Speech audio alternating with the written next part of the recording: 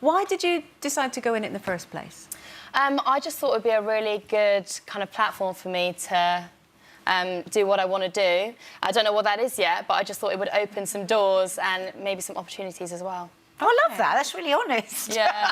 Well, opportunities in the media or... Yeah. OK. So I just thought, you know, to be in the public eye, I feel like it gives you a great platform to influence the public and in a good way as well. Good. OK. And does it... I mean, I didn't watch... Me and Linda didn't watch it, Roll Fogies, I mean, from the bits and pieces I've seen, is it like the most ultimate holiday romance where you're in this, like, fantastic, magical world and none of it quite feels real? I think when you first go on, you're like, oh, my God, I'm definitely going to find a boyfriend, like, as soon as you get on there. And it's just not as easy as that at all because you do have to find that real connection with people. Yeah, yeah. And when just being given 6 or 7 hugs, it's not as easy as that. No, it's not. Sounds easy. It's not easy. Yeah, and, like, you don't have a connection with everybody. But what was it like? Because you had to do quite a lot of tasks, didn't you? And you had to snog all of them at one point. I mean, to snog a bloke that you don't like... I'd be physically sick. Yeah. But you just went along and did it. I'll tell you what it is, I've kissed worse in the club, so at the end of the day, that's easy. Yeah, they're all good looking, so it's not bad. What I want to know about is the food. Where'd you get the food from in there? Who cooks? It's catered for. Oh, is it? You've got caterers that come in. Very lucky. You have to get your priorities right. Yeah. Everything, moonlight, sex, snogging, you ask about the food. I love you, Linda. And what about the booze? The booze, we've got booze as well. As much as you wanted? No, it was limited just because, you know, it's not good if everyone's kind of drunk, but... And laundry? Did you have to... Yeah, no, laundry. Wow. All the laundry was done for It's us. like a perfect holiday, didn't it? I know, honestly, it was amazing. We were treated so well. Forget about all those questions. What did your mother say when she saw you? I said when I went on, I was like, Mum, I'm not going to... That's the last thing she said to me before I left the house. Do not have sex on camera. Why did you listen to her? I know. I tell you what, it's because, like, when you're in the moment, you're like, you forget about the camera so easily. And obviously, when in that intense environment, you're like, oh, do you know what, like... Oh, well. But isn't it a crazy world that the last thing your mum says to you before you go off to do something? Now, remember, don't have sex live on TV. It went out in one ear out the other by the first week. I was like, oh. And then your mum came into the house, and what did she say to you? She was like, we'll talk about that when we get home.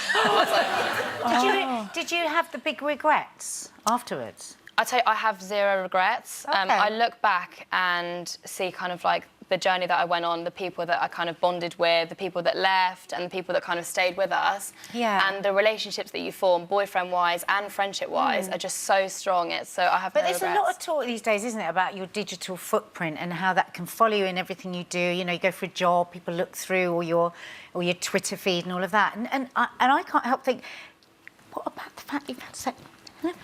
I know. I tell you what it is, I never thought I would do that. Yeah. And it was something that I really did consider. But when you're in a relationship with someone and you've spent 24/7 with that person, I don't think a lot of people spend 24/7 with one person for very long. And it felt right for me at the time when I did it, and I don't regret it. Was there drink involved? No. No, there wasn't. But to be fair to you, Montana, I mean, I watched it and you're a savvy, intelligent lady, and I have to say, you didn't just go for it, the first person you met. You waited till you met the right person for you. Yeah. So I kind of respect that. So, you know, that was Did good. it put you off a bit when he said that he loved you and you weren't ready to say I love you back? It really shocked me because I wasn't expecting it, and I'm someone who I take a long time to fall in love with someone. Like, that's not something that I can just say off the cuff.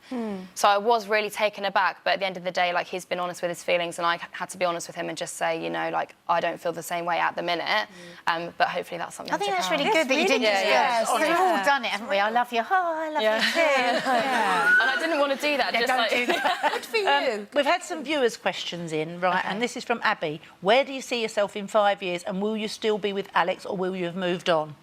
I really hope I'm still with Alex in 5 years. I mean, it's still really early days, so you can never kind of say. He's got a good body. But I honestly, I couldn't tell you where I see myself in 5 years. Hopefully successful, hopefully kind of doing something that I love and making a difference. OK.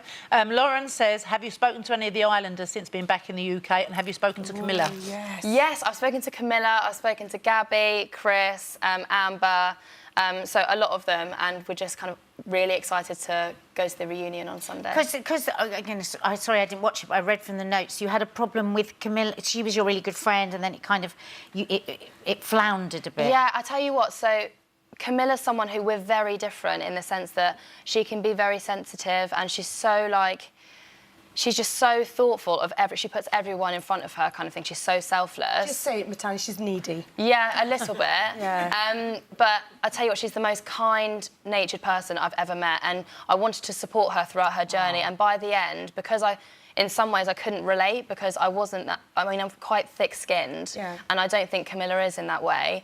And by the end, I did find it a bit draining. Very and I lovely, very honest and direct. Lovely. Chris wants to know, how do you feel about the Gabby text? Have you seen it now? I have seen it. I saw the Gabby text on After Sun. It was something to do with that she felt that Alex and I were taking over her roles and giving worldly advice or something. But I think when you're in the villa, in that confined space, you say off-the-cuff bitchy things. Like, it's natural in that environment to do that. And I think even with normal friends, obviously you kind of like, you say one comment, and I just think it got blown out. Yeah, it was made into a massive deal. But I tell you, I love Gabby and Marcel, and we all have those moments on the show. Yeah. Do you know, you are a very together woman, and we really wish you all the best. It's Montana Brown, everyone.